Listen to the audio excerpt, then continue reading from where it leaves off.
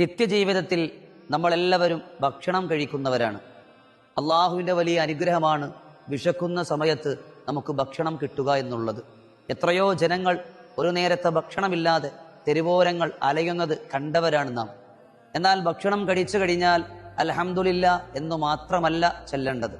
വളരെ സുന്ദരമായ അള്ളാഹുവിൻ്റെ സ്തുതിയോടൊപ്പം തന്നെ അവനോടുള്ള വലിയൊരു പ്രാർത്ഥന കൂടിയുണ്ട്.